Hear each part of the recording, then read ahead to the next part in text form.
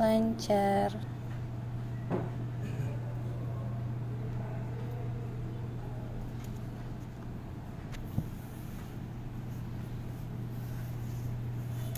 Koneksinya lancar ya.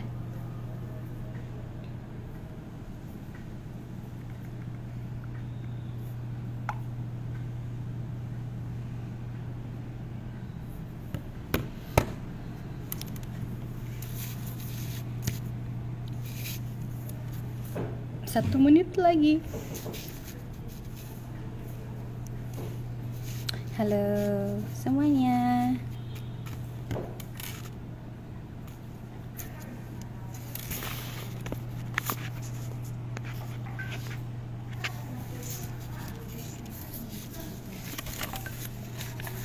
Nadia Maharani, halo. Oke, tepat jam 4. Kita mulai ya.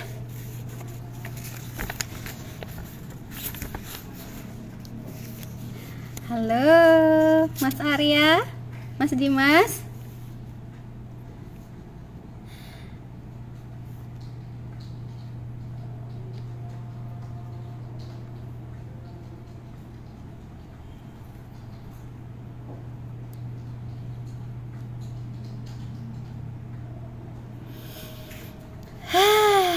Kita mulai aja. Udah rame. Oke, assalamualaikum warahmatullahi wabarakatuh, teman-teman negarian semuanya. Seru nih, banyak yang kumpul. Aku jadi grogi. Oke, assalamualaikum warahmatullahi wabarakatuh.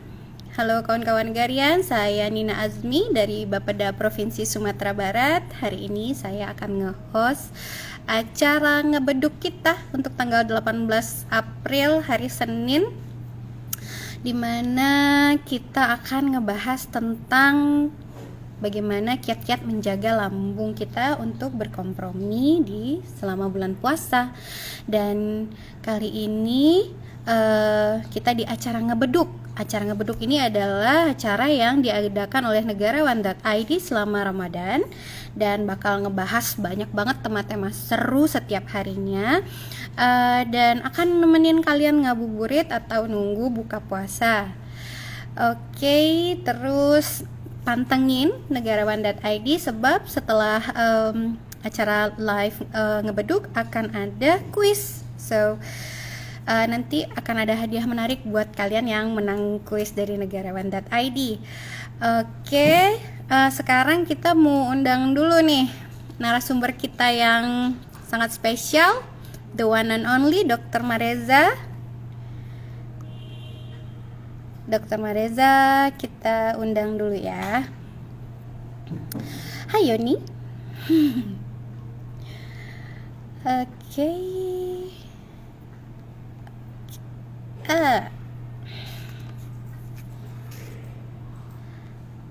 Reza datang dong.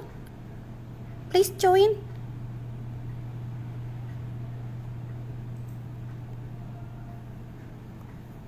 Oke, accept. Tadadadang, ini dia Dr. Mareza. Narasumber kita kali ini seorang dokter teladan everyone ya. Halo. Lagi free. Halo Reza. Assalamualaikum. Halo. Assalamualaikum warahmatullahi wabarakatuh. Waalaikumsalam warahmatullahi wabarakatuh. Gimana Reza? Sehat? Alhamdulillah. Sehat. Lancar. Gimana? Alhamdulillah kita sehat juga di sini. Oke, aku mau kenalin dulu tentang Dokter Reza ini. So special, namanya Dokter Mareza yang dipanggilnya Reza ya, yang lahir 6 Desember 1990 di Kota Solo, Sumatera Barat. Saat ini sebagai dokter di Puskesmas Silungkang Pamunto, Sumatera Barat, sekaligus konselor menyusui. Tuh, ibu-ibu yang menyusui, nih bisa nih banget sama Reza nih konsulnya. ASN juga, alumni Fakultas Kedokteran Universitas Andalas, keren. Dan ASN Akademi Batch 5, alumni ya. Nah, sekarang Reza lagi aktif. Oh, organisasinya di Ikatan Dokter Indonesia pastinya, karena Reza adalah seorang dokter. Terus di AIMI, Asosiasi Ibu Menyusui Indonesia. Terus di IKMI, Ikatan Konselor Menyusui Indonesia, dan organisasi Rangkul, Relawan Keluarga Kita. Prestasi Reza nih luar biasa. Reza pernah ya exchange, professional exchange kelas di SUN Napoli, Italia tahun 2015. Keren. Ya. Oh, juga oh ya. Reza adalah dokter teladan, tenaga kesehatan teladan tahun 2021 dari penghargaan Kemenkes RI. Tuh, nggak kaleng-kaleng loh. Sekarang ini narasumber Kaleng kita apa? nggak kaleng-kaleng. Nanti pertanyaannya pasti akan datang semua nih. Dan Reza, maaf ya saudara-saudara, Reza tidak single lagi. Sekarang adalah ibu dari 2 orang anak. Suaminya dokter juga. Mengintir yang suka ya. No, just a joke. Oke, Reza. Ini tema kita hari ini tuh tentang ngejaga lambung. Kompromi saat bulan puasa. Hmm, aku tanya nih, emang kalau kita ada masalah lambung atau apa, demam atau GERD gitu, kita nggak boleh puasa ya? Atau bisa? Sebenarnya gimana sih? Oke, Uni Nina, sebelumnya terima kasih. Assalamualaikum, selamat sore semuanya. Mas dan Mbak Uda Uni yang lagi nonton ya. Kalau orang Padang panggilannya Uda Uni. Bapak Ibu, tadi perkenalan udah sama Uni Nina. Jadi sekarang ini kita bahas mengenai bagaimana menjaga lambung ini kompromi selama berpuasa gitu. Jadi puasa aman, lambung pun nyaman. Nah, jadi sebenarnya tidak ada halangan untuk orang yang mempunyai penyakit lambung untuk berpuasa. Nah, sekali lagi ya, ini semua tergantung kondisi atau rekomendasi dari dokter. Karena setiap orang itu berbeda-beda, Uni. Jadi penyakit asam lambung ini juga punya grade-nya gitu, punya apa? Tingkatnya gitu kan. Yang ringan, yang sedang, yang berat gitu. Jadi mana saja yang aman untuk berpuasa, tentu lebih baik konsultasi dulu dengan dokter. Tapi yang kita alami sehari-hari itu, yang kebanyakan orang Indonesia ya, aku rasa mungkin 80% orang Indonesia mungkin asam lambung. Dari kunjungan-kunjungan pasien yang datang ya, pada umumnya pernah atau mengalami asam lambung yang yang hilang timbul gitu, yang kumat-kumatan. Nah, karena kita memang orang Indonesia ini sulit untuk menahan selera seperti itu. Jadi pada umumnya yang kita alami ini yang gejala-gejala ringan saja, istilahnya yang masih bisa berkompromi apabila kita bisa untuk konsisten menjaga pola makan, ya, menjaga pola hidup seperti itu. Itu soalnya gini nih, sering banget nemu di sudut-sudut yang tersembunyi, kayak di pot satpam, di sudut parkir, para lelaki yang sibuk mengenyam sesuatu ketika jam puasa sedang berlangsung. Terus aku tanya, kok pada nggak puasa sih? Iya, kita lagi mah. Oh, jadi mah ini jadi apa ya? Jadi kambing hitam ya. Dituduh-tuduh menjadi alasan tidak berpuasa. Tapi hebatnya gini loh, Uni. Hebatnya itu justru orang yang berpuasa ini yang biasanya sakit asam lambung, tapi ketika berpuasa justru aman, ya. Itulah mukjizatnya, ajaibnya ya. Ajaibnya Ramadan ini yang biasanya perutnya kosong 4 jam aja itu udah perih, sekarang ini malah puasanya bisa lancar seperti itu. Jadi asam lambung ini gejalanya itu kan banyak ya, ada mual, ada muntah ya, tapi tidak selalu sampai ke sana. Kadang cuma pusing ya, cuman kadang kayak kembung, perut begas seperti itu. Nah, itu semuanya itu bisa sebenarnya diatasin ya apabila kita bisa jaga pola makan, atau kalau misalnya serangan itu datang tentu dibantu dengan obat-obatan medis dulu seperti itu. Jadi sebenarnya bisa diatur, dan asam lambung itu cenderung kumatnya itu pasti ada pencetusnya gitu. Kalau misalnya gini, kok tiba-tiba ini mau ujian asam lambungnya kumat ya gitu ya, atau misalnya mau ada apa ya yang misalnya yang menyita pikiran Memikirkan, gitu kan. Iya, jadi ya kan? iya Bertengkar suami benar. istri ya kan? Bertengkar gitu. Ada juga apa gosipnya yang mau bercerai gitu kan, kemarin siapa yang Oh, ngomongin di grup itu. Jadi um, padahal makannya teratur gitu, tapi kok kumat ya, itu berarti ada pemicunya. Salah satunya tadi itu stres ya, atau malah ada orang yang um, bisa dikatakan mungkin makannya hari ini aku cuma makan pagi aja loh gitu, padahal sekarang ini udah sore tapi aman gitu kan, karena hatinya selalu bahagia gitu, selalu happy. Nah sehingga faktor pemicu tadi bisa ditekan tanpa ada rasa stres tadi. dokter, aku mau tanya nih, apakah ada makanan-makanan tertentu atau pola diet yang bisa kita terapkan selama bulan Ramadan untuk satu mengendalikan persoalan lambung kita, yang kedua menurunkan berat badan. M. Kalau Itu. udah ngomongin lambung terus kita ngomongin perut, otomatis di sana ada lemak gitu ya Uni ya, lemak-lemak yang harus di apa yang harus disingsetkan gitu ya. Jadi nggak selalu lambung itu berhubungan dengan lemak ya, tapi justru makanan-makanan yang berlemak itu memicu asam lambung Oh gitu. gitu. Iya bener. Nah coba kita kupas Ya. sedikit-sedikit ya. Oke. Jadi makanan-makanan, jadi gini, penyakit asam lambung itu kita kenal itu ada MAH. Kalau MAH itu sebenarnya beda ya sama yang istilah asam lambung. Kalau MAH Ya. itu berarti dispepsia. Dispepsia kalau bahasa ininya itu sekumpulan gejala yang mana kumpulan-kumpulan gejala itu akibat dari adanya peradangan pada lapisan otot lambung ya, bagian dalam gitu kan. Sekumpulan gejala tadi itu dikatakan sindrom. Sindrom itu bisa tadi ada gabungan dari mual, muntah, begah, kembung, apalagi pusing, rasa terbakar di ulu hati gitu kan, nyeri. Lalu kalau Itu yang kayak asam heartburn lambung, bukan sih? bagaimana Uni? Itu heartburn itu bukan sih yang kayak panas Iya, gitu? bener, Oh yang iya. katanya heartburn, nyeri di dada atau di bagian bawah ya, di atas perut, dada itu perbatasannya. Itu biasanya disebut dengan GERD ya, GERD, gastroesophageal reflux disease ya, itu berarti maksudnya asam lambung yang reflux, asam lambung yang naik gitu ya. Jadi antara kerongkongan kita itu ya, esofagus itu namanya kerongkongan, saluran pencernaan kita menelan makanan ke bagian lambung ya, itu ada pintu ya, kayak semacam klep ya, katup. Nah ketika makanan lewat dia akan membuka, makanannya lewat lalu dia tutup lagi, nanti ke makanan lewat dia buka lagi, tutup lagi. Jadi dia tuh elastis, hanya buka tutup otomatis ya, berkat dari kekuasaan Tuhan.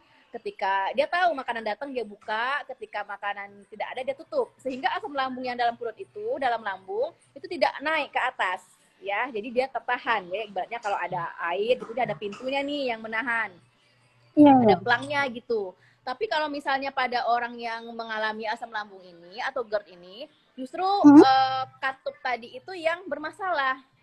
Jadi sehingga yang harusnya dia menutup, dia membuka. Iya, dia melemah sehingga dia bisa membuka atau bisa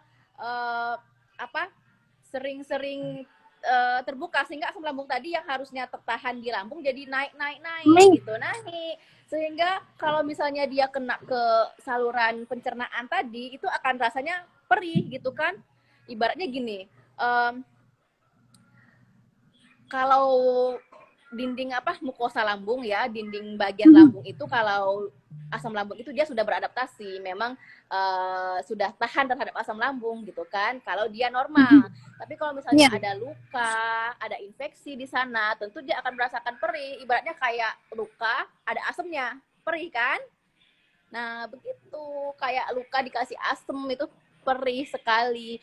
Begitu juga kalau misalnya asam lambung itu dia pindah ke saluran pencernaan, naik gitu. Makanya ada yang dikatakan reflux naik tadi, ada yang rasa terbakar di dada, ada yang radang tenggorokan, ya rasanya kok pahit-pahit gitu di tenggorokan atau di mulut, ya itu berarti udah sampai naik ke mulut, di lidah itu rasanya pahit, air saliva itu ya, air liur itu rasanya pahit, atau gigi itu gigi jadi nggak enak gitu kan. Bayangin kalau gigi itu ada asam pasti rasanya nggak nyaman seperti itu. Nah jadi makan makanan tertentu itu memicu asam lambung, seperti makanan-makanan yang pedas ya, yang pedas, yang asam ya, yang bergas ya, atau yang berkarbonasi ya, seperti minuman-minuman soft drink.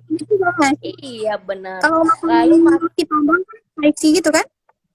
Iya benar. Kayak gula berbumbu. Yang micin-micinnya gitu kan, yang asin juga itu mempengaruhi. Lalu juga beberapa orang sensitif terhadap coklat. Seperti gitu? Juga, iya benar. Coklat juga bisa menyebabkan lemah katup tadi. Nah, lalu juga ada kopi ya, kafein. Nah, itu juga memicu asam lambung seperti itu. Karena ada kasusnya minum kopi, terus abis itu muntah-muntah ya, muntah-muntah gitu. Uni pernah merasakan, nah seperti itu. Tapi kadang-kadang aman ya, kadang-kadang nggak aman. Nah, itu tergantung dari jenis kopinya atau kadar kafeinnya. Nah, beberapa kita mungkin minum kopi A aman, kopi B tidak aman. Nah, itu juga bawaan masing-masing personal ya. Lalu juga makanan berlemak, yang kayak tadi aku bilang, itu makanan berlemak atau makanan berminyak. Nah, itu juga memicu asam lambung. Karena apa? Karena kalau kita makan makanan berlemak, itu pengosongan lambung jadi lama. Ya, ibaratnya gini, ibaratnya kita makan itu ya, makan sepiring nasi nih, itu 4 jam itu udah didorong ke usus, jadi udah mulai pengosongan lambung. Tapi kalau kita makan makanan yang berlemak, itu pengosongannya jadi lebih lama, mungkin bisa lebih dari 6 jam gitu ya, sampai 8 jam. Itu menyebabkan makanan tadi akan lama di lambung, lama berkontak dengan asam lambung, sehingga tekanan di lambung itu meningkat. Nah, jadi itu bisa memicu katup tadi jadi ibaratnya capek lah ya dia ya, udah nahan-nahan tapi kok makanannya nggak turun-turun gitu kan. Jadi istilahnya dia ya udah deh gitu, loss gitu asam lambungnya ke atas. Lalu juga makan makanan apa lagi ya? Makan makanan yang asam juga ya, seperti nanas, duren, nangka, apalagi itu teman-temannya ya yang manggis. Nah, itu juga memicu asam lambung. Tapi juga ada beberapa makanan itu malah membantu menetralisir asam lambung. Contohnya apa? Kalau buah-buahan itu seperti pisang. Ya, seperti pisang, seperti pir, apel, ya, melon, itu bisa membantu menetralisir asam lambung. Yang paling bagus itu seperti pisang ya, itu dia punya pH 5 ke atas. Ibaratnya kalau asam lambung kan berarti kan kadar di lambung tuh asam. Nah, dia bisa menyeimbangkan dengan pH-nya yang tinggi, sehingga nanti istilahnya menurunkan lah ininya asam lambungnya gitu kan. Lalu kalau apel ya, apel itu dia mempunyai serat-serat ya, serat-serat yang bisa memperlancar metabolisme pencernaan, sehingga tadi makanan tadi bisa diolah dengan lebih cepat dan lancar ya, sehingga tidak lama-lama di dalam lambung seperti itu. Apa asam juga tuh dokter? Bagaimana asam ya? Apa asam juga tuh? Nah, itu dia mukjizat ya, kebesaran ciptaan Tuhan ya. Tidak selalu yang kita anggap buruk itu buruk buat kita, seperti itu. Jadi itu udah ada khasiatnya masing-masing. Jadi ibaratnya gini, kita itu harus tahu masing-masing kondisi ya. Karena apa? Karena beberapa orang itu mengatakan, aku ini asam lambung, tapi aku kalau makan makanan pedas aman, tapi malah nggak amannya kayak minum kopi gitu kan. Jadi harus aware terhadap diri sendiri. Ibaratnya seperti alergi kan, ya. Seperti alergi itu kan, orang ini bisa alergi udang, tapi yang lain tidak. Jadi kita ketika alergi cukup jauhi udangnya saja, nggak usah jauhi telurnya, nggak usah jauhi ikan gitu kan, karena itu menyebabkan kita kurang gizi gitu. Kenapa semuanya dijauhin padahal yang alerginya cuma udang. Nah gitu. Ditahan dulu, masalah pasien kita udah banyak masuk nih, Oh udah iya, rame banget. oh ya, boleh boleh boleh. Oke, yang pertama nih, kita pin dulu pertanyaannya dari ya, Dokterina. Katanya obat-obatan yang jual di pasaran tanpa resep dokter untuk mah itu aman nggak sih? Atau harus periksa Oke. dokter dulu? Iya. Baik, jadi gini, Uniria, obat-obatan lambung atau mah itu juga beberapa macam, itu ada jenis ya. Mungkin yang A ini fungsinya adalah menurunkan kadar asam lambungnya. Yang B mungkin untuk lebih melindungi mukosa lambung yang terluka ya, atau luka atau ulkus. Mungkin yang lebih ke mengurangi gas di dalam lambung gitu. Jadi sebaiknya memang kalau misalnya ada keluhan asam lambung ya, apalagi yang hilang timbul atau yang berkelanjutan, itu lebih baik periksa ke dokter sehingga nanti obatnya lebih tepat gitu. Kalau misalnya Mas dan Mbak semua beli obat warung ya istilahnya ya, misalnya, atau beli obat yang tanpa resep dokter, ya ketika ketemu antara penyakit dan obatnya itu klop, ya itu mungkin gejalanya hilang gitu.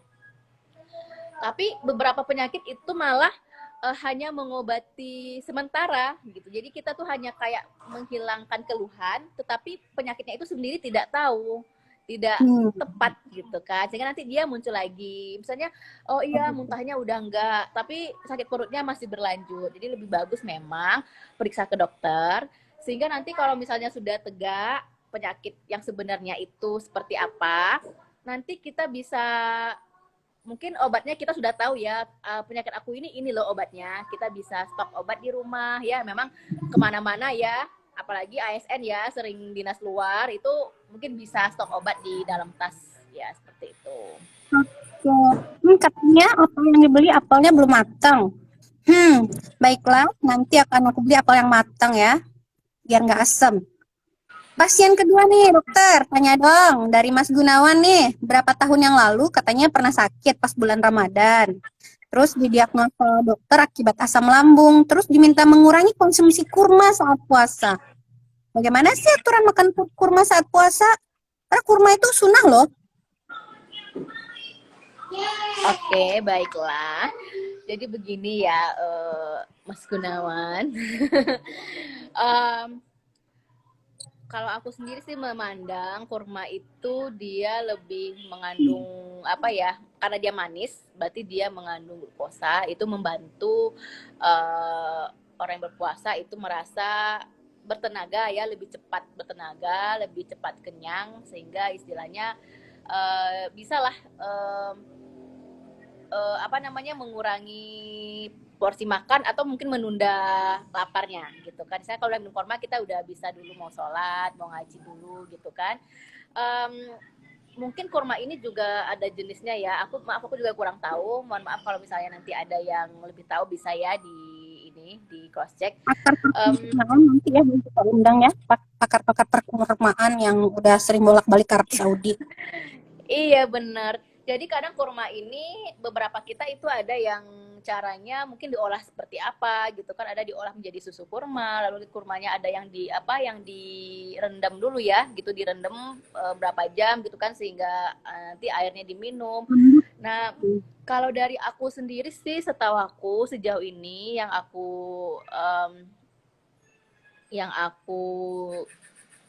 ketahui ya, itu aman buat asam lambung, tapi mungkin ini ada kondisi khusus ya Mas Gunawan ya, kenapa sampai dikurangi konsumsi kurma. Saya juga kurang tahu Mas Gunawan makan kurmanya sebanyak apa gitu kan, sebanyak apa, atau mungkin sampai kenyang gitu kan, ganjil ya, itu kan ganjil Bisa ya. jadi Mas Gunawan lupa mengeluarkan bijinya waktu makan kurma ya kan. Iya, mungkin karena ganjilnya mungkin jumlahnya mungkin 35 atau 51 ya, kurang tahu ya Mas Gunawan ya. Atau pelepah kurmanya dicemilin juga Mas Gunawan. Kan tahu ya, kurang lihat. Jadi istilahnya gini, mungkin lebih baiknya ketika berbuka puasa, kalau memang kondisi tertentu itu sensitif terhadap kurma ya. Berbuka puasa itu dengan air putih, lalu ada makan makanan yang padat. Tapi orang asam lambung ini begini, tidak boleh makan itu yang langsung kenyang gitu, yang langsung apa ya? Oh gitu. Iya, makannya itu harus ditata, porsinya kecil tapi sering gitu. Nah, jadi ibaratnya kayak gini kan ya. Entree dulu, baru main course, baru dessert gitu kan? Kan kenyang juga iya. jadi. Dari yang kalau berbuka puasa itu kalau bisa dari yang ringan dulu, baru nanti yang berat. Tapi nggak yang langsung kenyang karena nanti akan begah ya. Apalagi kalau makannya itu sambil ngobrol ya, itu akan menyebabkan banyak udara yang masuk ke lambung sehingga nanti dia jadi kembung Apalagi gitu. makan sambil marah-marah ya. Bener. Bagi sambil nguap gitu. Iya, gimana Mas Gunawan? Dokter nih, pasien yang coffee lover nih, katanya minum kopi tanpa gula. Halo Yoni. Katanya minum kopi tanpa gula nggak memicu asam lambung. Terus katanya apa air jeruk nipis dan lemon bisa mengobati MAH. Benar nggak tuh? Oke, coba ya pelan-pelan. Ini bener-bener apa ya? Ini topik favorit ya, gitu kan? Padahal sebenarnya tuh kadang udah tahu tapi ditanya lagi. Semua orang berpenyakit, dokter. Ya. Bener. Karena asam lambung ini bisa menyebabkan yang lain-lain ya. Pertengkaran rumah tangga bisa disebabkan asam lambung. Jadi kalau lapar jangan coba-coba senggol, nanti dibacok. Jadi gini, kopi itu sebenarnya yang menyebabkan asam lambung itu adalah kafeinnya gitu. Jadi bukan gulanya, kafein ya. Makin benar. Ya, baik itu. Teh juga ya, teh itu sebenarnya juga ada kafein. Oke, ya jadi kalau nggak setinggi kopi. Jadi beberapa orang memang kalau minum teh itu asam lambungnya bisa kumat ya. Atau perhatiin deh kalau misalnya kita yang sering konsumsi minum teh dan mempunyai keluhan asam lambung, coba dikurangi atau nggak diminum dulu tehnya, mungkin berasa lebih enak. Ya, jadi semakin tinggi kafein itu akan semakin menyebabkan merangsang asam lambung jadi tinggi seperti itu. Jadi aku juga baru dengar ya ada gula yang menyebabkan itu mungkin kopi tertentu kali ya. Tapi sejauh ini aku tahu itu kopi kafeinnya itu loh. Jadi pada umumnya kan semua kopi itu ada kafeinnya ya. Kalau nggak ada kafein itu nggak kopi ya. Yang bikin naiknya ini asam lambung atau mengganggu pencernaan itu kafeinnya bukan gulanya kan? Iya benar. Ada orang suka mengada-ngada dan percaya dengan mengada-ngada itu ya kan? Mungkin waktu itu harga gula lagi mahal gitu kan. Untung nggak pakai minyak goreng kan ya minum kopi. Iya, hemat gitu kan, mengurangi pengeluaran keluarga. Ini pertanyaannya, Bistri Nur. Kalau orang suka marah-marah di kantor, kenapa mudah kena asam lambung ya? Nah, ya.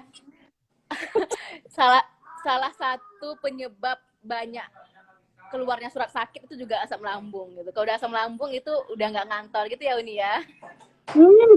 Bener ya? Melekat banget tuh. Plastik banget tuh. Iya bener. Jadi kalau marah ya itu berarti stres ya. Kalau kita ada stres, ada tekanan ya, ada emosi, itu juga memicu asam lambung, merangsang produksi asam lambung menjadi lebih tinggi. Ya itu faktornya gede banget kalau menurut aku ya, dibanding beberapa orang itu psikis ini lebih sensitif dibanding mungkin makanan atau kopi. Tadi kan kok minum kopi aman, tapi kalau udah marah, apalagi dimarahin juga bisa ya. Selain marah, tapi dimarahin juga bisa memicu asam lambung. Bener. Jadi emang kalau orang asam lambung ini dibanyakin bahagianya deh gitu. Jadi kalau misalnya memang punya atasan ya atau temen yang memicu asam lambung gitu. Jadi mungkin ditangkal dengan asam-asam yang lainnya gitu. Iya, mungkin dibawa enjoy, dibawa zikir gitu ya. Jadi mungkin asam lambung itu bisa lebih ditekan seperti itu. Memang kita marah-marah langsung kita zikir gitu kan? air kursi Andalan. gitu.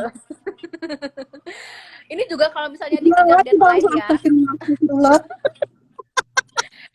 Ini juga ya Uni, kalau kita lagi dikejar deadline ya, gitu kan laporan kamu kumpul hari ini itu langsung asam lambung. Iya, Nah, Rina, kamu dengar baik-baik yang kamu suka dikejar deadline. Eta tah. Silahkan. Jadi sebenarnya gini, yang mengelola hati itu ya kita sendiri ya, mengelola asam lambung juga kita sendiri. Ya kita nggak bisa memaksa atasan teman itu memikirkan asam lambung kita, ya Uni ya. Jadi iya bener. Jadi ibaratnya apa ya gitu.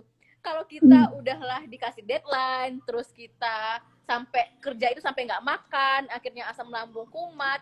Nah ujung-ujungnya apa gitu kan, kita sakit, tergeletak, deadline nggak selesai, kerja nggak selesai, tambah dimarahin sama temen, sama atasan. Nah akhirnya asam lambung tadi jadi lebih kumat. Yang harusnya cuma sehari 2 hari, akhirnya jadi 1 minggu. Akhirnya masuk rumah sakit, akhirnya di opname, gitu kan ya? Pernah kan ya kayak gitu ya? Semuanya pernah kan begitu kan ya? Yang dikejar deadline.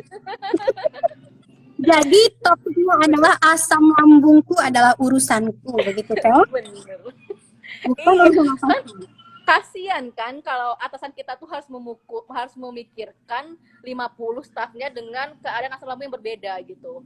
Jadi ibaratnya jangan-jangan atasannya yang punya asam lambung sehingga akan menyebabkan duit duit sosial lebih banyak keluar ya kalau udah banyak yang sakit ya.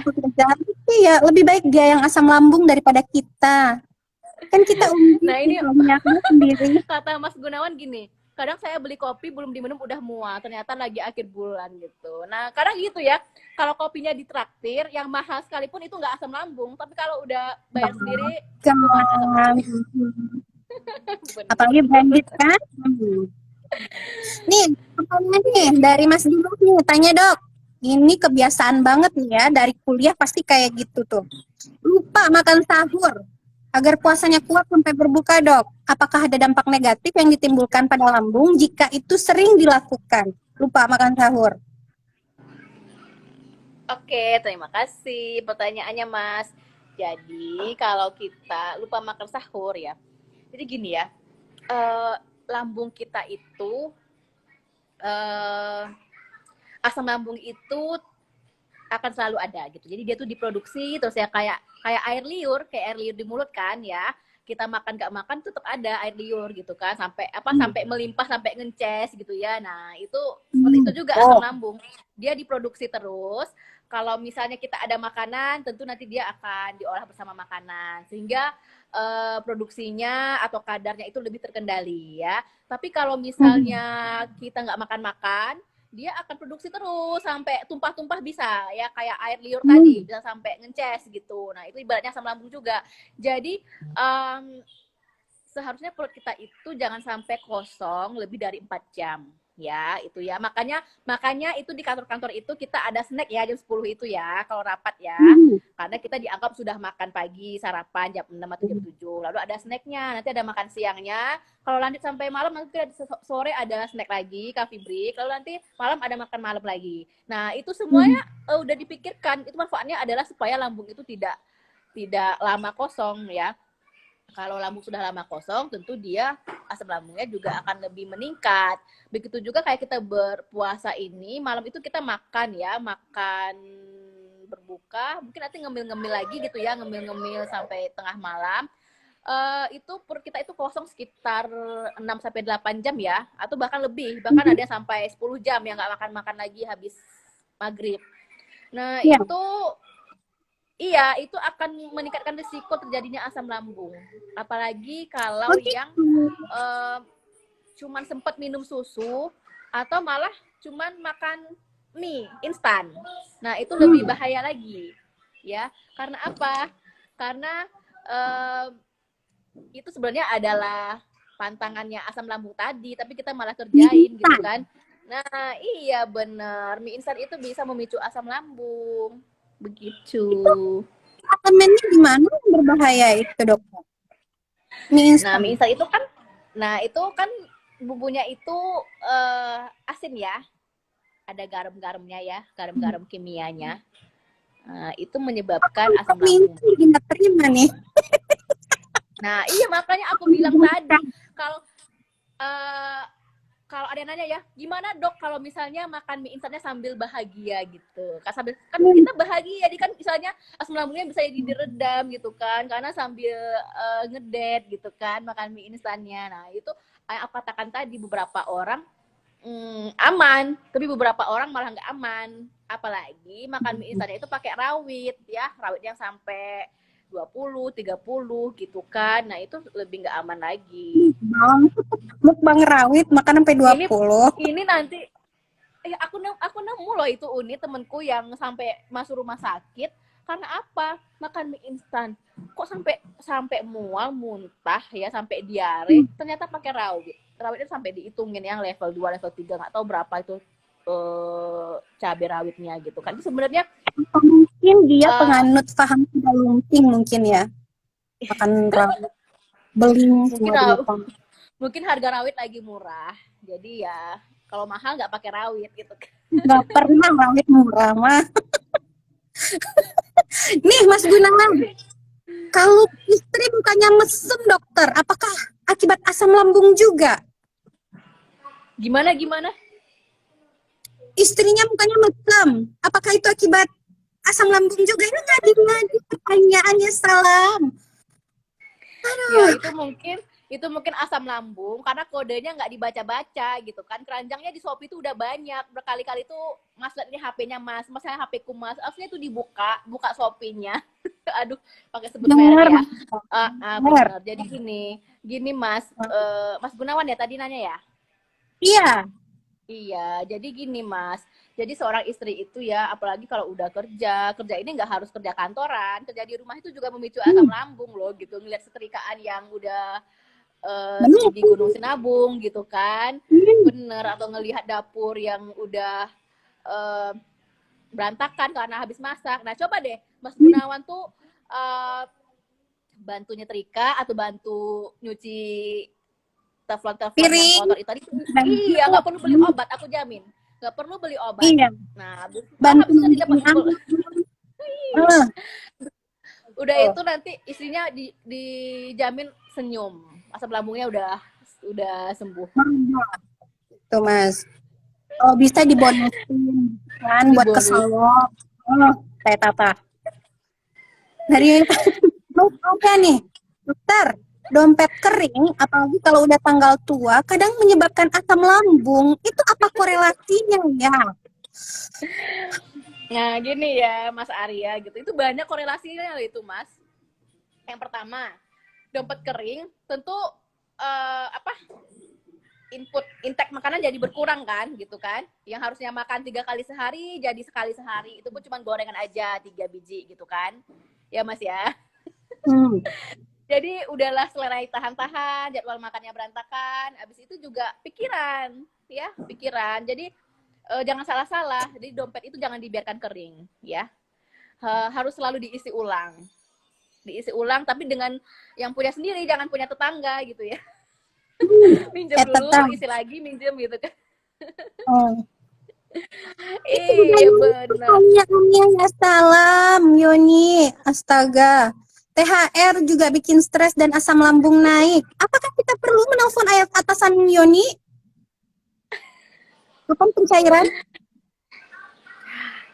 Jadi gini ya, jadi istilahnya kalau mau makan enak jangan nunggu THR dulu. Udah, sekarang beli dulu aja pakai duit yang ada. Bener, nanti kasihan gak jadi lebaran karena asam lambung gitu. Nah gini loh, udah pulang. Satu lagi ini Uni, kalau kita berpuasa itu kan makanan itu ini ya, makanannya enak semua ya rasanya ya gitu. Rasanya pingin makan yang banyak, tapi kita itu yang mengidap asam lambung. Tapi sebenarnya buat semua sih, nggak hanya yang asam lambung. Biasakan makan itu jangan terburu-buru ya. Kalau terburu-buru nanti seperti tadi lambung jadi kaget, tekanannya meningkat, bisa menyebabkan asam lambung itu naik. Lalu juga makan itu secukupnya ya, secukupnya ini pelan-pelan, frekuensinya sering, tapi porsinya diatur dulu. Jadi nggak yang langsung kenyang gitu. Ini Kita kalau habis berbuka puasa itu ya habis minum es-es yang seger, terus nanti makan buah juga, makan takjil juga, makan nasi juga, habis itu nanti makan gorengan juga. Nah itu sebenarnya yang menyebabkan lambung tadi jadi nggak nyaman gitu. Bener. Sehingga nanti pengosongannya jadi lebih lama, rasa kenyang itu lebih lama, jadi begah. Beberapa orang malah mual gitu. Dikatakan mau muntah enggak, tapi mual. Jadi kan jadi menyiksa diri sendiri kan. Ini pertanyaan dari pasien-pasien dokter Reza, aku sudah nggak tahan. Nanti kalau check out keranjang Shopee-nya istri, asam lambung suami yang naik. Oh my God. Dari Damar Sugrani. Saudara, dok, aku nggak punya ayang, jadi jarang diperhatiin, asam sering naik. Ya udah nanti Uni Nina minta nomor dokter. Itu harus cepat diatasi loh Mas gitu. Jadi segera cari ayangnya ya. Cari ayang yang benar. Cari ayang. Iya. Tapi jangan ayang orang. Ayang yang free ya. Kalau ayang orang nanti malah asam lambung yang lain yang naik gitu. Makan enggak sama ayang bikin stres dan asam lambung naik. Aturan makan yang benar itu gimana dok supaya asam lambung tidak meningkat? Ya kayak tadi tuh slowly ya kan dokter ya? Benar. Jangan cek-cek keranjang Shopee istri sering-sering. Nah jadi gini, kalau makan ya, kalau misalnya Mas dan Mbak semua itu habis tarawehan itu lapar ya. Lapar ya, ada yang jam 10-an itu masih melek ya, terus lapar atau malah nonton malam-malam itu lapar. Itu biasakan makan makanan itu cemilan yang sehat. Contohnya apa ya gitu, kayak pisang ya, kayak buah-buahan lah ya. Jadi jangan biasakan kita makan makanan-makanan instan atau siap saji malam-malam itu, karena itu menyebabkan kan pada umumnya lemak-lemak semua ya. Ini misalnya burger nih ya. Burger itu yang pertama, itu rotinya. Rotinya itu mengandung ragi. Ragi itu memicu asam lambung. Lalu yang kedua ada daging ya. Dagingnya ini daging olahan. Daging yang udah digoreng dengan mentega atau dengan minyak, lalu dagingnya ini juga ada mengandung lemak ya, ada lemaknya. Jadi sehingga itu juga mengganggu pengosongan lambung ya. Lalu ada sausnya, mayonesnya. Sausnya itu kan asam ya, asam pedas juga. Nah, itu juga mengganggu. Jadi makanan itu sebenarnya itu udah komplit ya. Setiap itunya malah mengganggu kenyamanan lambung kita. Jadi lebih baik kalau mau ngemil itu ngemilnya buah-buahan. Seperti itu. Buah-buahan ya yang membantu untuk tidak jadi asam lambung ya, kayak apel, pir tadi kan. Nih ada pertanyaan dokter dari Finkan DS. Dokter bertanya, apakah ada efek ke lambung jika waktu habis puasa, maksudnya tuh waktu buka gitu langsung minum air es, air dingin. Kita banget itu. Iya, jadi kalau minum air es, bagusnya minum air putih dulu yang netral ya. Kalau mau minum air es itu sebaiknya jangan terlalu dingin. Ibaratnya gini, jangan yang gimana ya? Yang terlalu dingin itu yang batu esnya banyak, kadar batu esnya banyak dan langsung kaget gitu loh Uni. Jadi ibaratnya yang adem-adem aja, ya dicampur dulu air putih biasa sehingga kadar dinginnya itu nggak terlalu dingin. Terus kita kan kebiasaan ini kan minum es ini kan yang asam ya. Sukanya yang mengandung asam-asam kan, iya yang segar, yang seperti jeruk ya, atau misalnya yang bener, atau malah yang minuman-minuman bersoda. Nah itu sebenarnya yang lebih bahayanya bukan kadar esnya, tapi yang minumannya tadi itu, minuman bersoda, air yang asam, bener. Nah nih Mas Gunawan lagi nih, ada nggak kombinasi zat tertentu dalam makanan atau kombinasi makanan yang malah jadi bikin asam lambung naik?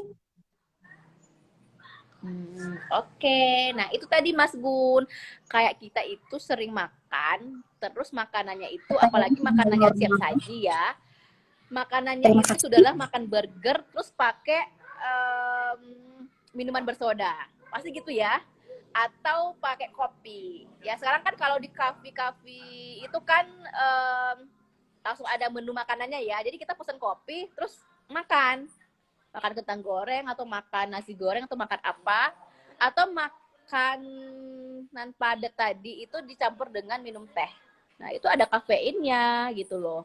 Terus tadi ada sodanya. Nah seperti itu. Jadi sebenarnya pola hidup kita itu sudah apa ya, sudah terbiasa seperti itu. Nah kalau misalnya kita satu lagi, kalau kita makan ya, itu usahakan tidak bareng teh, karena kalau teh itu dia malah nanti akan menghambat penyerapan gizinya, apalagi yang zat besi atau Fe. Benar. Jadi Kita kalau istilahnya ya, kita dikasih teh goyang, kalau kita makan ya dengan setumpuk lemak dan kemudian dikasih teh, katanya buat gemuk. iya Itu itu benar kan? sebenarnya kan apa kalau bahasa Padangnya palama ya, palama asliru. Jadi gini loh Udi, makanan yang kita makan itu tidak semua yang enak itu gizinya bagus gitu loh. Iya, jadi kadang-kadang kita itu kenyang, tapi ternyata manfaatnya buat tubuh kita mungkin cuma 50%. Kita merasa puas, Okay. enak, makanannya enak gitu kan. Tapi ternyata zat gizinya mungkin tidak seberapa mungkin dibandingkan mungkin makan makanan tradisional atau makan makanan yang buah-buahan tadi seperti itu. Jadi kalau bisa kita kalau makan makanan yang seperti daging-daging itu kombinasinya dengan vitamin C ya, seperti jeruk boleh. Itu akan lebih meningkatkan efektivitas penyerapan zat besinya. Gitu. Nih, selanjutnya Dokter Reza, sekarang kan ada istilahnya real food ya, yang di famouskan sama Huges. Nah, apakah real food ini lebih baik daripada makanan olahan? Gimana tuh menurut dokter tuh? Kalau di aku sih prinsipnya itu kalau di dunia kesehatan ya, makanan yang alami itu lebih bagus. Ya, lebih bagus yang alami. Misalnya kayak nasi merah ya. Kenapa nasi merah gitu? Jadi buat orang-orang sakit mah ya, atau kayak orang yang lagi diet, itu nasi merah ini dia mempunyai serat ya, dan mempunyai efek kenyang lebih lama gitu kan, dan lebih cepat menghasilkan energi, sehingga dia menjadi favorit. Jadi lebih baik makan nasi merah daripada nasi yang biasa seperti itu. Tapi kalau real food lainnya tergantung sih gitu. Kalau real food itu, kalau aku sih prinsipnya gini, kalau misalnya ada yang pengen dan mampu beli ya silahkan gitu. Tapi jangan dipaksain gitu. Maksudnya dipaksain. Makanan kita yang alami ini saja itu udah banyak yang sangat membantu kita buat sehat. Gitu. Polanya aja, pola makan. Lebih ke ini kali ya, sebenarnya asam lambung itu terutamanya lebih ke pikiran kan ya? Salah satunya, iya. Maksudnya segala keputusannya ada di pikiran kita gitu loh, walaupun kayak mau healthy lifestyle, healthy diet, tapi kalau pikirannya nggak bener ya tetap aja diserang sama asam lambung kan? Bisa. Kalau misalnya kita tuh jadi kayak tertekan kan, pokoknya aku harus turun 10 kilo, harus gitu. Akhirnya kan akhirnya jadi tertekan, akhirnya jadi stres. Sehingga Joni nanti dapat penyakit. gitu ya? Iya. Terus juga yang kita ini juga jangan lupa banyak minum air putih ya, karena konsumsi air putih itu membantu pada orang-orang yang asam lambung, juga itu sangat membantu pencernaan jadi lancar ya, sehingga makan tadi jadi cepat diolah, cepat di metabolisme. Nah, jadi jangan kurang-kurang minum air putihnya. Air putihnya tuh 8 sampai 10 gelas sehari deh. Diatur aja dari berbuka sampai sahur, itu diatur bagaimana kita bisa minum air putih sebanyak itu. Tapi kalau kita udah minum yang macam-macam, otomatis nanti air putihnya jadi berkurang kan? Jadi lebih sedikit. Relate dengan minum air putih nih dokter, ada pertanyaan satu pasien lagi yang merupakan bapak dari anak saya. Kenapa kamu bergabung? Dokter, apakah diet dengan mengurangi makan dan lebih banyak mengkonsumsi air mineral itu berpengaruh dengan peningkatan asam lambung? Apakah kamu menyuruh saya lebih banyak minum daripada makan? Gimana tadi, Uni? Ini dokter. Kalau banyak minum ya? Hmm. Lambung enggak sih, sebenarnya gini aja prinsipnya. Lambung itu jangan diisi sekaligus apa ya, sekaligus padat, kenyang, penuh gitu. Jangan sekaligus penuh isinya. Kalau minum ya minum santai dulu kan. Habis itu diisi makanan gitu. Jadi jangan yang terburu-buru gitu kan, kayak sekolah militer yang langsung makan, langsung minum, glek-glek udah gitu. Setelah gitu jangan langsung tidur atau berbaring setelah makan. Gitu. Jadi jangan rebahan dulu. Dilarang rebahan. Pasien-pasien dokter ini pada protes ini dokter. Satu tentang mie instan, saya catat nih protes mereka. Yang kedua tentang minum es setelah nasi padang. Aduh. Oke, terus gini, kalau teh tawar itu membantu meluruhkan lemak nggak sih dokter? Apa itu cuma mitos? Ini pertanyaan Mas Gunawan nih. Akhirnya pertanyaannya berbobot juga. Ya, jadi gini ya Mas Gun. Aduh, Mas Gunawan ini bener-bener pasien favorit banget ya. Itu dari tadi menyimak ya. Sehingga apa yang keluar itu ditanya lagi. Jadi gini, kenapa ya banyak itu kalau teh itu jadi teh pelangsing ya, teh pelangsing gitu kan, bener kan? Kalau obat-obat atau tips langsing itu pakai teh gitu, jenis tehnya apa gitu. Karena teh ini dia mempunyai zat tertentu yang menyebabkan atau menghambat atau mengurangi penyerapan gizi seseorang gitu. Jadi kalau misalnya kita minum teh gitu ya, kayak aku bilang tadi, kita makan sambil minum teh, yang seharusnya diserap itu jadi 10 ya, 10 itu dipakai buat asupan kita ya, gizi kita yang akan diserap, jadinya cuma 5 gitu loh, yang lainnya dibuang gitu. Jadi kalau orang minum teh itu ibaratnya gini, kita makan kenyang tapi nggak semuanya, habis itu kita minum teh nggak semuanya kita dapat. Jadi sebenarnya tujuan makan itu cuma buat memanjakan lidah gitu loh Uni. Iya, kerasa enaknya, kerasa kenyangnya, tapi manfaatnya tidak sebanyak yang kita inginkan gitu. Atau kalau memang sengaja kan berarti sengaja pengen kurus, berarti ya udah minum teh sehingga sengaja minum teh supaya nggak jadi lemak gitu loh, tadi kan gitu istilahnya ya, supaya nggak banyak diserap, dikeluarin lagi aja gitu. Bener. Nih, satu lagi dokter dari Pipit Nur Cahyaningrum. Tanya dong dokter, nih, kalau saya buka puasa.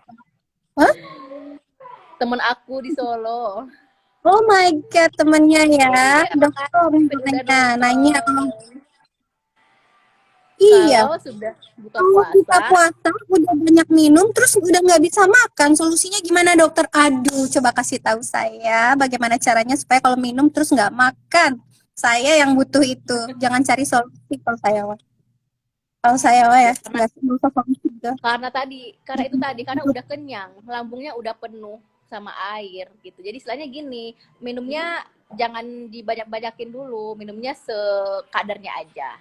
Minum sekadarnya, terus perutnya diisi makanan yang padat, terus nanti minum lagi. Jadi minumnya itu bertahap maksudnya segelas, setengah gelas, nggak yang langsung seliter gitu kan, liter nggak yang kayak gitu. Jadi Mbak Pipit ya, abis buka puasa itu kalau bisa minum dulu sedikit aja, abis itu dijedain dikit baru diisi makan. Gitu.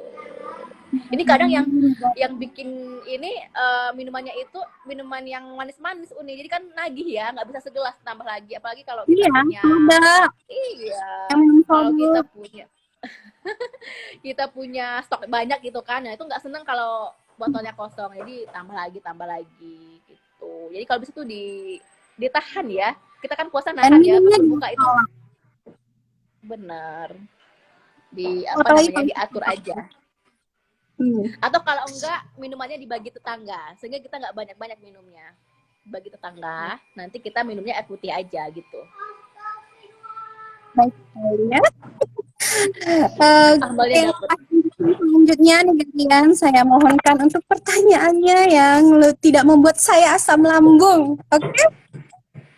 Pertanyaannya tuh yang benar-benar aja ya, jangan yang bikin saya langsung jadi stres gitu. Oke? Oh ya, lagi. Aku pernah mengalami sampai ke lambung atau penggerusan di dinding lambung. Dan itu proses sembuhnya itu lama banget. Aku pernah dirawat tuh 8 hari di satu rumah sakit keterbatasan alat-alat. Pada saat itu pasca tsunami Mentawai tahun 2010. Itu pada saat itu kami sudah nggak tahu lagi tuh makan apa, bertahan bagaimana sampai bantuan datang dan begitu banyak pekerjaan dan yang pasti tentu stres ya karena banyaknya korban di daerah tempat kami tinggal yang kami harus urus pada saat itu gitu kan. Eh, tapi iya sih kalau soal kayak makan, maksudnya setelah proses yang panjang ke penyembuhan sampai dia tidak kambuh-kambuhan lagi, eh, itu apa namanya, makan juga tetap harus ini loh, apa namanya, yang pasti tidak ada spice, tidak pedas, tidak ada bumbu yang bagaimana-bagaimana gitu kan. Lebih banyak yang tawar-tawar aja gitu. Nah, cuman malah ketika bulan puasa proses penyembuhannya lebih cepat. Aku tidak ngerasain sakit yang bagaimana ya. Maksudnya kalau dibanding hari-hari biasa yang aku harus makan 3-4 kali satu hari gitu kan, tapi dengan bulan puasa kan bisa berbuka berbuka malah nggak muncul ketika bulan puasa kalau aku berpuasa begitu. Cuman masalahnya aku nggak bisa kena pikiran nih dokter kalau udah sesuatu yang hal emosional aja udah langsung sakit lagi kayak gitu. Itu sebenarnya dia itu betul sembuh atau itu momentary sembuh atau gimana sih? Iya, jadi gitu, Uni beberapa penyakit lambung ini tentu udah berjalan kayak Uni tadi ya, mungkin udah termasuk kondisi sedang sampai berat ya, yang sampai harus kadang harus melakukan pemeriksaan macam-macam ya. Ada yang di Endoskopi. endoskopi, iya, endoskopi itu berarti dimasukkan teropong ke dalam, ya itu biasanya pada curiga-curiga tukak lambung ya kita mau melihat benar nggak sih ada luka di lambung itu gitu atau infeksi apa gitu kan, jadi istilahnya diteropong ke lambungnya. Dan itu serba salah itu ya Uni, diisi sakit, nggak diisi juga sakit gitu ya. Nggak Dan diisi makannya itu langsung. juga benar, makanan itu juga nanti ada diatur, misalnya sekian diet lambung namanya, ada diet lambung kalau nanti sama dokter spesialis itu ada diet lambung, mungkin nanti ada makan bubur dulu kan, jenis bubur tertentu mungkin sekali 4 jam, terus nanti susu istilahnya yang ditakar kalorinya gitu kan, yang udah susu khusus gitulah ya, lalu nanti bubur lagi atau nanti buahnya apa, itu semuanya udah ada takarannya. Memang kalau lagi perawatan lambung itu juga lama sembuhnya gitu, jadi istilahnya kalau udah ada gejala itu cepat berobat dan jangan diperparah nunggu lama-lama. Kalau nunggu lama-lama nanti bisa lebih berat gitu loh nih. Kalau faktor psikis emang iya benar. Kayak Uni bilang tadi kan, rasanya kok puasa aman-aman aja ya. Tiba kalau udah ada pikiran itu langsung kumat asam lambungnya, itu bang benar. Itu berarti bawaan dari Uni itu memang sensitif banget sama pikiran gitu, pikiran perasaan itu memang bisa mempengaruhi. Minum kopi.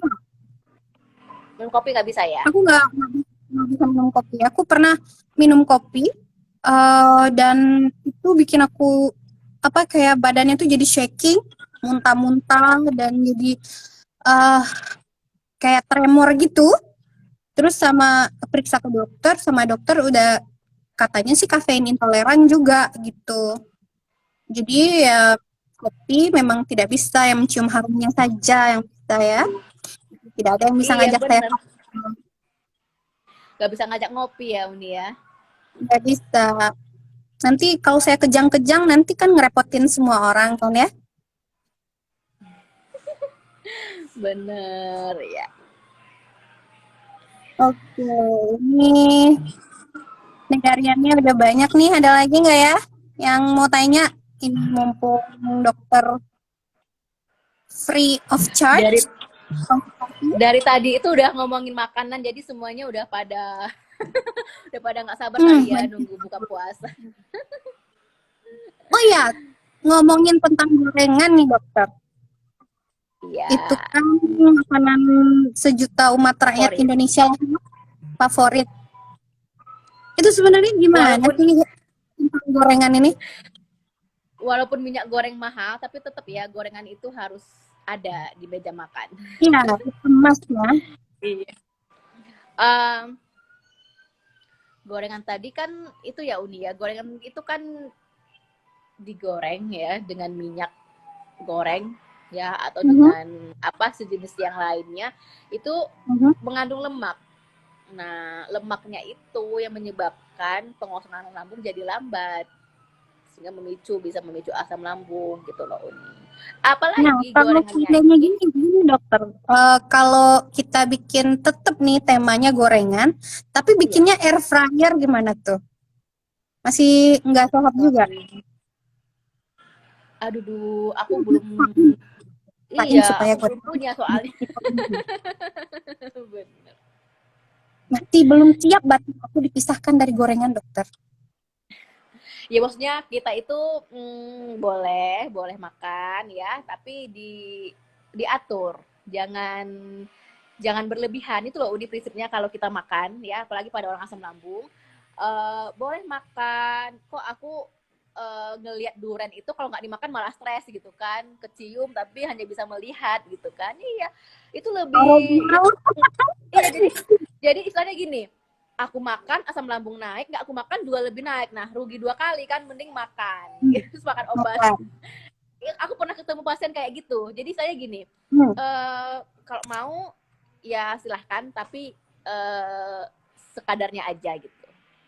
Gitu. Jangan berlebihan. Jadi jangan Yang sampai habis 2 biji gitu kan, terus asam lambungnya kumat.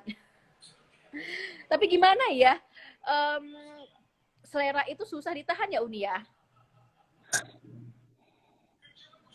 Menahan menahan hawa selera itu nafsu ya. Jadi iya nafsu benar. makan itu tetap salah satu hawa nafsu yang susah untuk kita tahan ya kan? Iya benar. Dan kita tuh Kata Bos nggak Gunawan bisa gorengan pura-pura, cukup satu aja. iya nggak bisa yang pura-pura healthy lifestyle, terus makan yang back to nature, yang real food apalah itu ya kan? Memang cita-cita kurus tapi hobi makan, ya kan? Bisa terbukti dari pipi saya ini, yang saya belum bisa dipisahkan dari gorengan. Oh, Oh kata gitu, Mas Gunawan nih ada nih triknya nih dokter. satu aja. Satu aja, satu bakwan, satu tahu, satu tempe, satu risol, satu pisgor. Ya satu piring juga itu mas. Kalau pasien-pasiennya Gimana kayak gini saya nih bisa ya nanti bisa-bisa nanti diomelin sama dokternya nih. Tahu Nah dan ini Mas dokter Arya cuma itu bilang saya gitu. katanya. Hmm. Terus gini aku katanya kalau kita apa makan udang terus pakai es jeruk atau minuman yang mengandung vitamin C atau buah yang mengandung vitamin C yang cukup tinggi, katanya juga merusak lambung dan toksik. Itu benar nggak sih atau cuma mitos doang? Jadi di apa di makan makanan seafood itu ya kayak udang itu di kulitnya kalau nggak salah ya Uni itu memang ada zat tertentu yang bisa bereaksi kalau dia bercampur dengan vitamin C. Jadi sebaiknya sebaiknya enggak. Ya sebaiknya kalau makan seafood itu nggak langsung nggak langsung dikolaborasikan dengan vitamin C seperti es jeruk. Iya, benar ya. Iya. Oh, jadi sesuatu yang kulitnya itu. Iya. Terus juga satu lagi tuh kayak kita makan, kita minum minuman jus atau buah-buahan yang mengandung vitamin C itu kalau bisa jangan pakai susu. Kalau pakai susu itu malah menghambat vitamin C-nya tadi. Vitamin. Gitu. Iya, jadi kalau mau minum jus mangga itu lebih baik original aja, nggak usah pakai susu. Gitu. Jus sirsak juga gitu. Tapi kan nggak enak ya nggak pakai susu ya gitu ya kalau aku ngomong sama pasien tapi nggak enak bu gitu kalau pakai susu malah tambah enak kalau bisa dibanyakin susunya gitu terus padahal itu Question sebenarnya susu lagi kental loh. manis ya. Nah, susu kental manis kan 60%-nya gula loh, bukan Itu susu bukan susu, juga. iya itu bukan susu, kental manis itu Oh, isinya gula gula yang dibikin seperti susu itu bukan susu nggak ada kandungan susunya. Ibu-ibu dan bapak-bapak sedikit tertipu oleh susu kental manis yang sebenarnya bukan susu tapi gula ya. Iya, jadi apalagi anak-anak ya dan juga bayi itu jangan dikasih kental manis ya, itu bukan, it's not milk. Oke, ya, it's not milk. Itu dia. Nah, aku mau tanya soal durian nih, makanan favorit aku. Favorit teman juga mungkin. Aku nggak tahu kenapa. Aku tuh suka banget kan sama aroma durian tuh udah yang bikin edik banget kan. Dapat gitu. Biar tetangga yang beli durian kecium sama aku mesti beli durian itu. Ini yang aku heran kenapa setelah makan durian walaupun tidak banyak badanku langsung panas dan besoknya aku langsung jadi flu batuk loh. Itu kenapa ya? Kok orang-orang kayak sehat-sehat aja? Uni sama Mbak, sama aku itu kalau habis makan durian itu badan pada pegel-pegel, kepala pusing, terus tidur, terus dibawa bangun berat. Berat? Iya. Besok flu, bisa batuk, bisa demam. Itu kenapa? Iya. Apa yang tubuh kita yang ada atau mungkin ada zatnya yang menjadi alergi ke kita atau bagaimana sih itu sebenarnya? Ini pertanyaan aku udah dari zaman Majapahit. Jadi durian itu ya Uni, durian itu kan mengandung ada kolesterol di sana juga, ada gula juga ya, mengandung gula, mengandung gas juga ya. Dia itu istilahnya ibaratnya kalau kita makan durian itu metabolisme itu lebih kuat, tubuh kita harus bekerja lebih ekstra gitu ya. Jadi kalau kita makan durian itu apalagi kalau banyak gitu ya, tapi beberapa orang sedikit aja itu sebenarnya udah ada efek. Memang ada zat-zat di dalam durian itu yang membuat seperti itu. Bener. Itu durian kalau nggak pakai musiman ya Uni, kalau kayak jeruk atau pisang yang selalu ada itu juga memicu asam lambung. Gimana? Karena duitnya habis. Karena duitnya habis beli durian.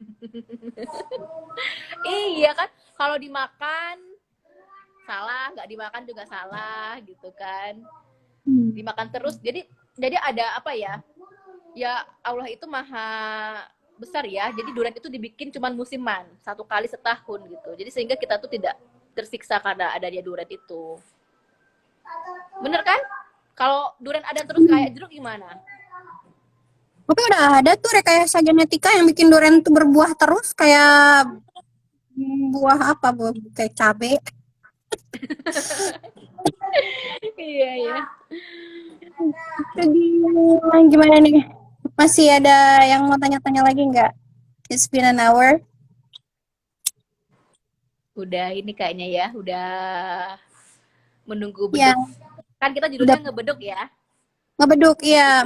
Udah pada nyari di bagian makanan, di bagian di belahan kota lain itu sudah beduk kali ya. Kita di sini tuh masih. Udah ya, Indonesia Timur kayaknya ya.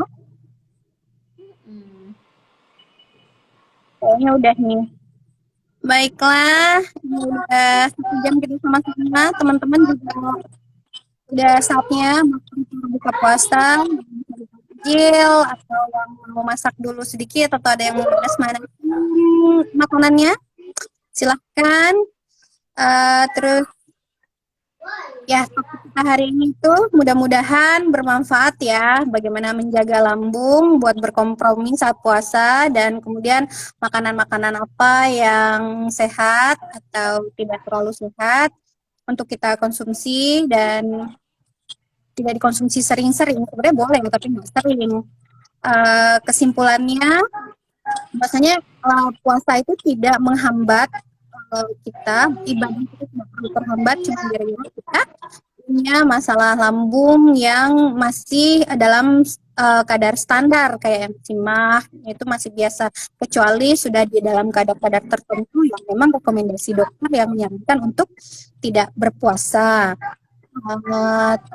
Terima kasih Dokter Reza sharingnya, ilmunya yang bermanfaat hari ini. Kita lagi seputar kesehatan mental juga nanti. Dan terima kasih teman-teman Negara untuk pertanyaan-pertanyaannya yang super-super dan yang pasti semoga membantu jika memang itu menjadi keluhan. Dan terima kasih juga untuk pertanyaan-pertanyaannya yang memicu asam lambung saya sore ini. Tapi kalau nggak seru ya. Oke, mudah-mudahan puasa kita lancar. Mudah-mudahan ibadah kita diterima oleh Allah Subhanahu wa taala. Mudah-mudahan percakapan kita, chat kita, konsultasi kita hari ini selain menjadi ilmu pengetahuan sama kita juga insya Allah menjadi ibadah juga. Ibadah untuk Dokter Reza tentunya sebagai narasumber kita sore ini. Oke, akhir kata, tetaplah sehat, jaga kesehatan, patuhi protokol kesehatan. Kita masih dalam suasana pandemi dan alhamdulillah walaupun sudah tidak separah dulu lagi, mudah-mudahan kawan-kawan juga udah pada booster ya. Tetaplah pakai masker kalau lagi pergi ke keramaian dan tetap jaga jarak. Oke, sekian dulu dari kami. Saya Nina Azmi dan saya Mareza Dwi Tania. Mohon maaf ya bila ada kesalahan. Kalau misalnya ada yang perlu di cross check boleh banget ya. Namanya kita juga sharing. Saya pun juga masih belajar ya. Kalau ada input-input yang lain itu sangat membantu. Boleh nanti di DM juga boleh ya. Sebenarnya teori asam lambung ini terlalu banyak, tapi di sini kita cuma mengupas kulit-kulitnya saja. Pokoknya apa saja itu memicu asam lambung. Tadi secara teori sebenarnya tuh banyak yang perlu disampaikan, tapi mudah-mudahan bermanfaat buat semua. Maaf jika ada kesalahan ya. Makasih yang udah nonton. Nanti bisa langsung ke Instagramnya Dokter Reza ya. Kalau misalnya mau direct message, mau tanya-tanya, boleh ya dok? Boleh banget. Terima kasih. Sekian dulu edisi Ngebeduk kita Senin 18 April 2022 dan ketemu lagi besok dengan edisi yang enggak kalah seru dengan host dan narasumber yang juga enggak kalah serunya. Sekian dulu dari kita. Wabillahi taufiq wal hidayah. Wassalamualaikum warahmatullahi wabarakatuh. Jangan lupa terus pantengin ada kuis nanti dari Negara ID. Bye.